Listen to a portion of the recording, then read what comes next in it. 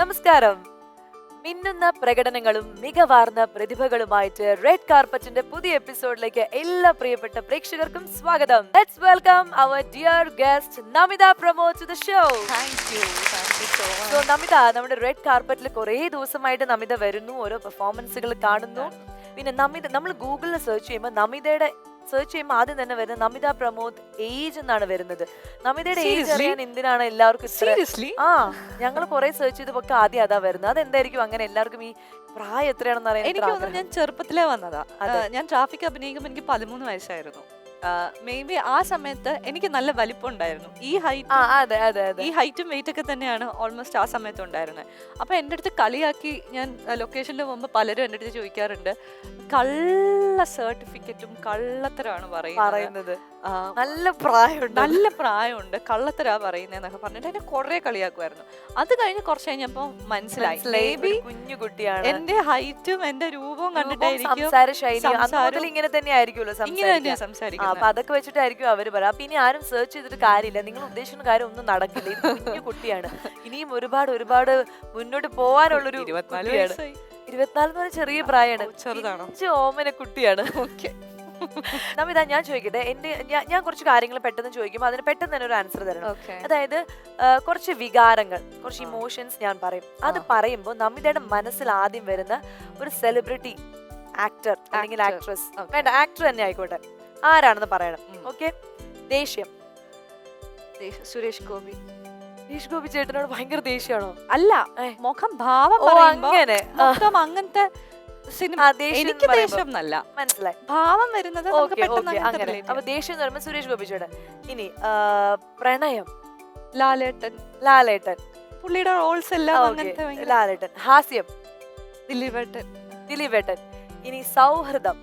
എനിക്ക് സൗഹൃദം അങ്ങനെ പെട്ടെന്ന് വരുമ്പോ എനിക്ക് ഒന്നും, എനിക്ക് വിനീത് ശ്രീനിവാസനെയാണ് ഓർമ്മ വരുന്നത്. എന്താണെന്നറിയാം, മേ ബി ബിക്കോസ് ആ പുള്ളി ചെയ്യുന്ന പടങ്ങളിലെല്ലാം പുള്ളിയുടെ ഫ്രണ്ട്സ് അതെ അതെ അതെ. അങ്ങനെയാണ് അതെ, വരുന്നത്. അതെ, ഇപ്പം അതെ. ഞാനുമായിട്ട് റിലേറ്റ് ചെയ്തിട്ടല്ല പറയുന്നത്. മനസ്സിലായി. ഞാൻ ഓരോ ഈ പേരുകൾ പറയുമ്പോ എനിക്ക് പെട്ടെന്ന് ഓക്കെ. ഓർമ്മ വരുന്നത്. അപ്പൊ ശരിയാണ്, വിനീതേട്ടൻ എപ്പോഴും ആ ഒരു ഫ്രണ്ട്സിനെ കൂടെ കൂട്ടുന്ന അങ്ങനത്തെ സിനിമകളൊക്കെ അങ്ങനത്തെ. ചെയ്തിട്ടുള്ള. സങ്കടം, ഭയങ്കര സങ്കടം, അദ്ദേഹത്തിന്റെ കണ്ണു നിറയുമ്പോൾ നമ്മൾ അറിയാതെ അങ്ങനെ. പൃഥ്വിരാജ്. പൃഥ്വിരാജ്, അതങ്ങ് മാച്ച് ആവാത്ത പോലെ എനിക്ക് അല്ല, തോന്നുന്നു. പുള്ളി എനിക്ക് കരയുന്നതൊക്കെ കാണുമ്പോ പണ്ട് എനിക്ക് ഭയങ്കര ഓ, സങ്കടമൊക്കെ വരും. പൃഥ്വിരാജ് കരയുന്ന കാണുമ്പോ ഇവിടെ നമിതയുടെ നെഞ്ചാണ് പൊട്ടുന്നത് അല്ലേ? ഓവറാക്കണ്ട. അങ്ങനെയല്ല, ഓവറാക്കി എനിക്ക് ചളമാക്കരുത്, അല്ലല്ല, അപ്പൊ പണ്ട് പൊട്ടാം. സിനിമകളിലൊക്കെ ആ. എനിക്ക് ഭയങ്കര ഇഷ്ടമുള്ള സിനിമയാണ് അയാളും ഞാനും തമ്മിൽ. എന്റെ സിനിമ. എനിക്ക് ഭയങ്കര ഇഷ്ടമാണ് അയാളും ഞാനും തമ്മിൽ. എനിക്ക് അത് കാണുമ്പോൾ എനിക്ക് ഭയങ്കരമായിട്ട് ഹേർട്ട് ആവും. അതെ, അതിലാണ് ഒരുപാട് എനിക്ക് തോന്നുന്നു രാഴ്ചയുടെ കരഞ്ഞ ഒരു സീനുകളൊക്കെ ഒരുപാട് ഉള്ളത് എനിക്ക് അതിനകത്താണ്. ഭയങ്കര- അടിപൊളി. അപ്പം ഇതൊക്കെയാണ് നമിതയ്ക്ക് ഓർമ്മ വരുന്ന സെലിബ്രിറ്റി മുഖങ്ങൾ അല്ലേ? ഇനി നമുക്ക് ഇവിടെ വരുന്ന കണ്ടസ്റ്റൻസ് എല്ലാവരും ആണെങ്കിൽ അവരോട് ചോദിക്കുമ്പോഴും അല്ലെങ്കിൽ അവരുടെ കൂടെ എപ്പോഴും സപ്പോർട്ടായിട്ട് നിൽക്കുന്നതെന്ന് പറഞ്ഞാൽ അവരുടെ ഫാമിലി ആയിരിക്കും. അതിൽ കുറേ പെൺകുട്ടികൾക്ക് അച്ഛനായിരിക്കും ഏറ്റവും കൂടുതൽ അവരുടെ കൂടെ നിന്നിട്ടുള്ളത്. നമിതയുടെ കാര്യത്തിലും അങ്ങനെ തന്നെയാണ് അല്ലേ? നമിതയുടെ അച്ഛനാണ് നമിതയുടെ ബെസ്റ്റ് ഫ്രണ്ട്. എന്തിനും ഏതിനും നല്ലതിനും. ഫ്രണ്ട് അല്ല, അച്ഛൻ. അച്ഛൻ ഈസ് അച്ഛൻ. അച്ഛൻ ഈസ് അച്ഛൻ, അച്ഛൻ. ഈക്വൽ ടു അച്ഛൻ. അച്ഛൻ ഈസ് ഈക്വൽ ടു അച്ഛൻ. ആ. കാരണം അച്ഛൻ എന്നെ വഴക്ക് പറയാറുണ്ട്. ഞങ്ങൾ നന്നായിട്ട് നല്ല രീതിയിൽ സംസാരിക്കാറുണ്ട്. നിങ്ങൾ നല്ല വഴക്കൂടിയിട്ട് സംസാരിക്കാതെ ഒരു മാസമൊക്കെ ഒരു നിന്നിട്ടുണ്ടോ? മാസമൊന്നുമില്ല, ഒരു ദിവസം. ഒരു ദിവസം. ഞങ്ങളുടെ വീട്ടിലൊരു പ്രത്യേകതയുണ്ട്. ഞങ്ങൾക്ക് ഇനി വീട്ടിൽ ഭൂകമ്പം നടന്നാലും അടുത്ത ദിവസം എഴുന്നേക്കുമ്പം ഞങ്ങൾ എല്ലാവരും അങ്ങനെയാണ്. ഇപ്പം ഞാൻ നേരെ രാവിലെ എഴുന്നേറ്റ് വരുമ്പോ അമ്മ ഹായ് ഹലോ ഇങ്ങനെയൊക്കെ ആയിരിക്കും തലേ പറയുന്നത്. ദിവസം വഴക്കൂടി അമ്മയായിരിക്കും. ആര് വഴക്ക് കൂടിയാലും ഇല്ല. നെക്സ്റ്റ് ഡേ അതിനെപ്പറ്റി സംസാരിക്കും. സംസാരിക്കില്ല. Okay. അങ്ങനെ ഒരു പോളിസി ഉണ്ട് ഞങ്ങളുടെ വീട്ടില്. അച്ഛൻ എൻ്റെ ഏറ്റവും വലിയ ഒരു സപ്പോർട്ടറാണ്. കാരണം ഞാൻ എവിടെ പോയാലും ഞങ്ങൾ ഒരുമിച്ചാണ്. അതെ അതെ എന്റെ കുഞ്ഞിനെ തൊട്ട് ഞാൻ അങ്ങനെയാ വളർന്നത്. ആ. അച്ഛൻ മകളാണ്. അതെ അതെ. അപ്പൊ അതുകൊണ്ട് തന്നെ ഒരു സ്ഥലത്ത് പോലും അച്ഛനില്ലാതെ അച്ഛനില്ലാതെ പോയിട്ടില്ല. പോയിട്ടില്ല. ഞങ്ങൾ ആരും അങ്ങനെ കണ്ടിട്ടുമില്ല. എവിടെ പോയാലും അത്ര ക്ലോസ് ആണല്ലേ? അതെ. നമിതയുടെ എല്ലാ ഇഷ്ടങ്ങളും അച്ഛനും അറിയായിരിക്കോ? ഞങ്ങളുടെ ഇഷ്ടങ്ങളൊക്കെ ടോട്ടലി ഓപ്പോസിറ്റ് ആണ്. അത് ഞങ്ങൾ ശരി. ഭക്ഷണം മേടിക്കാൻ പോയി കഴിഞ്ഞാല് ഞാൻ പട്ടച്ചിക്കൻ അങ്ങനെയാണെങ്കിൽ മേടിച്ചാ നമിതയുടെ ഇഷ്ടപ്പെട്ട ഭക്ഷണം ഏതാണ്? എനിക്ക് പൊറോട്ടയും ചില്ലി ചിക്കനും.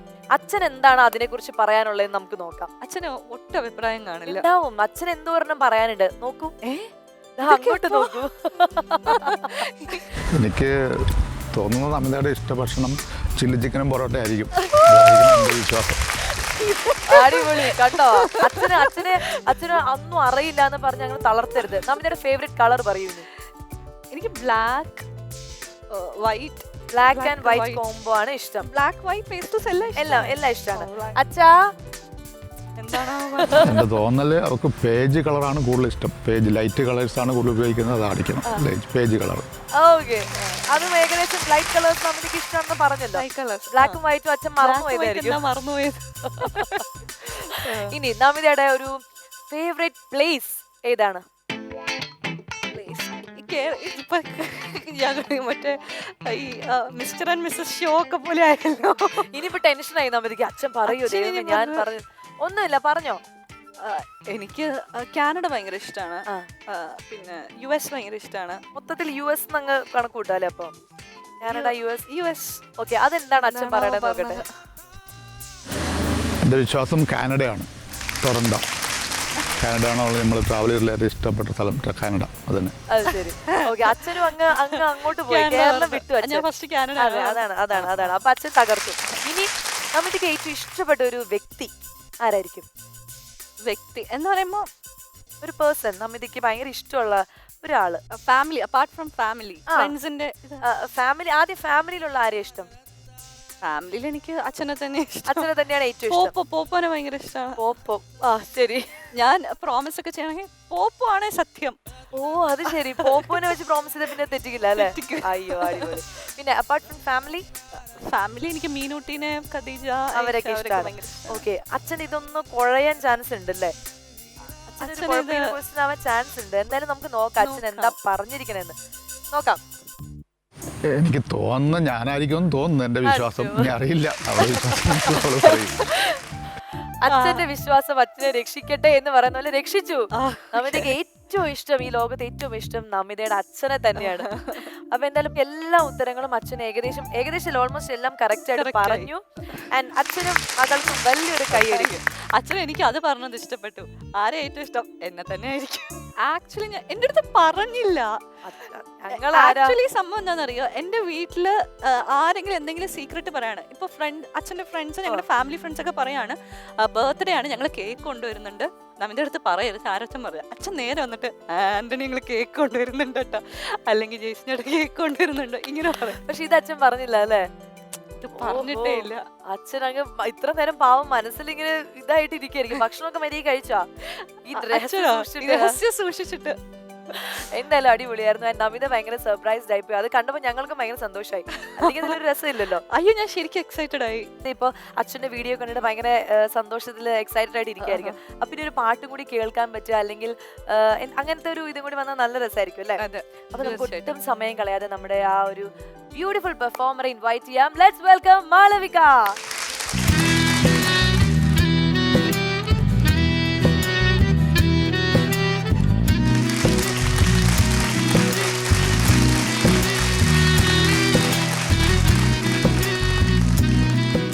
മാളവികയുടെ പേര് കേൾക്കുമ്പോൾ നമുക്ക് പെട്ടെന്ന് ഓർമ്മ വരുന്നത് ഈ ഒരു വട്ട മുഖവും അങ്ങനെയൊക്കെ തന്നെയായിരിക്കും. അതേപോലെ തന്നെയുള്ളൊരു മാളവിക അനുസരിച്ചിട്ടുള്ള ഒരു മുഖമുള്ള ഒരു കുട്ടി. മാളവികയുടെ ഇഷ്ടങ്ങൾ എന്തൊക്കെയാണ് പാട്ടല്ലാതെ? മെയിൻ ഇഷ്ടം പാട്ട് തന്നെയാണ്. ഞാൻ വയലിനാണ് ചെയ്യണത്. അപ്പൊ വയലിനാണ് ഫസ്റ്റ് ഇഷ്ടം. പിന്നെ എന്റെ ഫാമിലി സെക്കൻഡ് പ്രിഫറൻസ് അത് തന്നെയാണ്. ഭക്ഷണത്തോട് വലിയ കാണുന്ന പോലെ അല്ല, വലിയ താല്പര്യമില്ല. സിനിമകൾ ഇഷ്ടമാണ്. നമിതയുടെ ഏത് സിനിമ ഇഷ്ടപ്പെട്ടിട്ടുള്ളത്? എനിക്ക് പുള്ളിപ്പുലികളും എല്ലാവർക്കും അതാണല്ലോ അല്ലേ? നമ്മൾ ഇതിനു മുമ്പ് ആരോട് ചോദിച്ചപ്പോൾ അവർ ആ പേര് തന്നെ പറഞ്ഞത്. അടിപൊളി. ശരിക്കും വയലിൻ ഭയങ്കര പാടുള്ള ഇൻസ്ട്രുമെന്റ് അല്ലേ? പഠിച്ചു തുടങ്ങുമ്പോ പാടാ, പിന്നെ അതിന് ഡെഡിക്കേറ്റഡ് ആയിട്ട് നമ്മൾ പ്രാക്ടീസ് ഒക്കെ ചെയ്ത്. ഞാൻ ചെറുപ്പത്തിലേ പഠിക്കാൻ പോയിട്ടുണ്ടായിരുന്നു വയലിൻ. അതിൽ പക്ഷെ സാരി സാരി സാരി അത് ബേസ് പഠിക്കാൻ. അപ്പോഴേക്കും നിർത്തി. കുറച്ച് കഴിഞ്ഞപ്പോ ഞാനെല്ലാം അങ്ങനെയാണ്. ഡാൻസ് പഠിക്കാൻ പോയി പകുതി വെച്ച് നിർത്തി. അത് ഫസ്റ്റ് ശബ്ദം കറക്റ്റ് ആയിരിക്കൂലല്ലോ, ഇങ്ങനെ കീന്ന് ശബ്ദം വരില്ലേ. പക്ഷെ എനിക്ക് ഭയങ്കര ഇഷ്ടമാണ്. അപ്പൊ ഞാൻ എന്റെ കുറെ ഫ്രണ്ട്സിന്റെ അടുത്ത് പറഞ്ഞു, പലരും ഉണ്ട് ഗിറ്റാർ വായിക്കുന്നവര്, അവരുടെ അടുത്ത് പറഞ്ഞപ്പോൾ അവർ വയലിൻ വായിക്കാൻ അത്യാവശ്യം കുറച്ച് ബുദ്ധിമുട്ടാണ്. അത് പഠിച്ചൊന്ന് ട്രാക്കിലാവുന്നവരെ. എത്ര വർഷമായി മാളവിക ട്രെയിനിങ് എടുക്കുന്നു? ഞാനിപ്പോ 5 വയസ്സിൽ തുടങ്ങിയതാ, ഒരു 16-17 വർഷമായി. 17 വർഷമായി. ഇപ്പൊ കണ്ടിന്യൂ ചെയ്യുന്നില്ല പഠിക്കാൻ. എന്നാലും അത്രയും വർഷം പഠിച്ചല്ലോ കണ്ടിന്യൂസ് ആയിട്ട്. ആൻഡ് സ്കൂൾ യൂത്ത് ഫെസ്റ്റിവൽ ഓർമ്മകൾ, ഒരുപാട് പ്രൈസുകൾ, സ്റ്റേറ്റ് ലെവൽ വിന്നർ, അങ്ങനെയൊക്കെ. 8th സ്റ്റാൻഡേർഡ് തൊട്ടിട്ടേ ഉള്ളൂ നമുക്ക് വയലിന്റെ മത്സരം വരുള്ളൂ ഇൻസ്ട്രുമെന്റിൽ. അപ്പൊ അന്ന് തൊട്ടിട്ട് A ഗ്രേഡ് മത്സരിച്ചിട്ടുണ്ട്. പിന്നെ വീട്ടിൽ ആരൊക്കെ വന്നിരിക്കുന്നത്? ഇപ്പൊ എന്റെ കൂടെ വന്നിരിക്കുന്നത് എന്റെ അമ്മയും ഹസ്ബൻഡിന്റെ അമ്മയും വന്നിട്ട്. ഞെട്ടി, ഞങ്ങൾ ഞെട്ടി, കുട്ടി മാമ ഞങ്ങൾ ഞെട്ടി. ഞാൻ വിചാരിക്കുന്നത് ഡിഗ്രി ഡിഗ്രി, ഒരു ഡിഗ്രി ആദ്യമായിട്ട് പറയണേ. സത്യം. സാധാരണ പ്രായം കൂടുതൽ തോന്നിക്കുന്നു. ഞങ്ങളൊരു ഡിഗ്രി അത്രേ പ്രതീക്ഷിച്ചിട്ടുള്ളൂ. ഇങ്ങനെ തന്നെ മുന്നോട്ട് പോട്ടെ. അപ്പൊ ആരാണ് മാളവികയുടെ അമ്മ? ആരാണ് മാളവികയുടെ അമ്മയാണ്. നമസ്കാരം. നമസ്കാരം. അമ്മയുടെ പേരെന്താ? ശശിലേഖ. ശശിലേഖ. അപ്പൊ റെഡ് കാർപ്പറ്റ് കുടുംബത്തിലേക്ക് സ്വാഗതം. എന്താണ് മാളവികയുടെ ചെറുപ്പം മുതൽ അമ്മയായിരിക്കുമല്ലോ എല്ലാം കൂടെ നടന്ന് പഠിപ്പിച്ചതും എല്ലാം കോമ്പറ്റീഷന് കൊണ്ടുപോയിട്ടുള്ളത്. അന്ന് മുതൽ ആള് ഭയങ്കര പാഷനേറ്റഡ് ആണോ? ആണല്ലേ. അമ്മയ്ക്ക് ആഗ്രഹം ഉണ്ടായിരുന്നോ ഒരു നല്ലൊരു കലാകാരി ആവണമെന്നുണ്ടായിരുന്നു, ഒരു നല്ല വയലിനിസ്റ്റ് ആവണമെന്നുണ്ടായിരുന്നു. എല്ലാ വിധത്തിലും ദൈവം അനുഗ്രഹിച്ചു. അതെ. ഇനി കല്യാണം കഴിച്ചു കൊടുത്തപ്പോ അവിടെ എന്താ സംഭവിച്ചത് നമുക്ക് ഈ അമ്മയോട് ചോദിക്കാം. തീർച്ചയായിട്ടും. അമ്മയുടെ പേര് ലത. ലത. മരുമകൾ എങ്ങനെയാ വീട്ടില് എപ്പോഴും നിങ്ങളെ ഇങ്ങനെ എന്തെങ്കിലുമൊക്കെ പരിപാടികളൊക്കെ വരുമ്പോ പാട്ടിൽ ഇങ്ങനെ സന്തോഷിപ്പിക്കാറുണ്ടോ? പാട്ടിലൂടെ മകള് തന്നെയാണ്. അതെ, അത് എന്റെ തെറ്റാണ്. അപ്പൊ എങ്ങനെയാണ് വീട്ടിൽ എന്തെങ്കിലും ഫംഗ്ഷൻസ് വരുമ്പോ ആദ്യം മാളവികയുടെ ഒരു സംഗീത കച്ചേരി ആയിരിക്കോ? മൊത്തത്തിൽ കച്ചേരിയാ. മൊത്തത്തിൽ കച്ചേരിയാണ്. കലാകുടുംബാണോ നിങ്ങളുടെ? കലാകുടുംബമൊക്കെ എല്ലാവർക്കും കലയോട് താല്പര്യമുണ്ട്. പാട്ട് പാടുന്നവരൊക്കെ ഉണ്ടോ വീട്ടില്? മോൻ പാടും, പക്ഷെ 4 വരെ പാടുള്ളൂ. 4 വരി പാടും. മുറി ഗായകനാണ് മകൻ അല്ലേ? ഹസ്ബൻഡിന്റെ പേര് പറയും. സതീഷ് കുമാർ എന്നാണ് പേര്. അപ്പൊ എന്തായാലും നമുക്കങ്ങ് തുടങ്ങാല്ലേ പെർഫോമൻസ്? പ്രേമോധാരണ എന്ന് പറയുന്ന പാട്ടാണ്.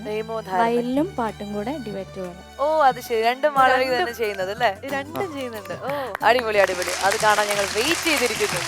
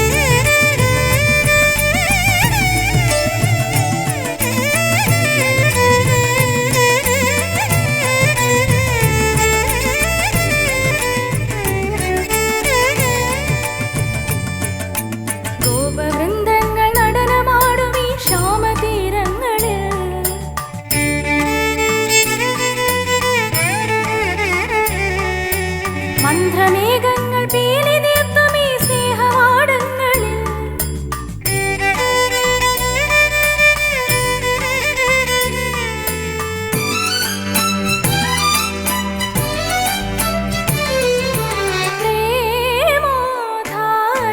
പ്രേമോദ്ധാരനായി അണയൂ ദേവി.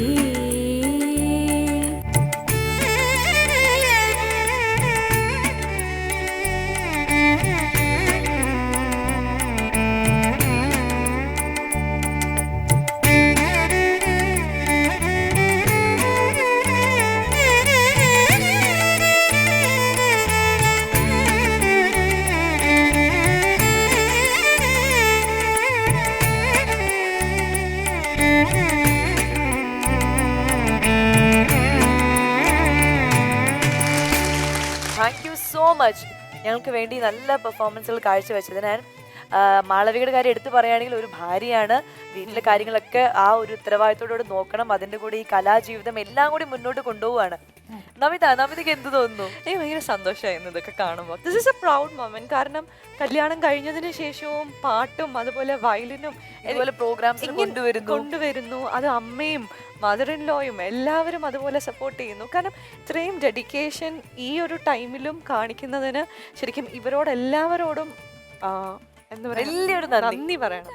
എന്നെ പഠിപ്പിച്ചത് കുമ്മന ഉപേന്ദ്രനാഥ് എന്ന് പറയുന്ന സാറാണ്. ഓക്കെ, സാറിന് എൻ്റെ സാറിനും എല്ലാവർക്കും എന്തായാലും ഇതേപോലുള്ള നല്ല മുഹൂർത്തങ്ങൾ കാണാൻ സാധിക്കുന്നതാണ് ഞങ്ങളുടെയൊക്കെ ഒരു സന്തോഷം. അപ്പൊ നമിതയ്ക്ക് കൂടുതൽ പാട്ടും ഡാൻസും ഒക്കെ കാണാനുള്ള ഒരു അവസരം നമ്മൾ ഇനിയും ഉണ്ടാക്കി തരുന്നതായിരിക്കും.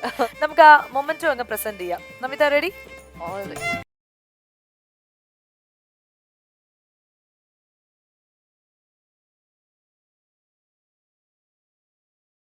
All the best Malavika. And red കാർപ്പറ്റിന്റെ ഈ വേദിയിൽ വന്നതിന് ഒരിക്കൽ കൂടി ഞങ്ങൾ എല്ലാവരും നന്ദി പറയാണ്.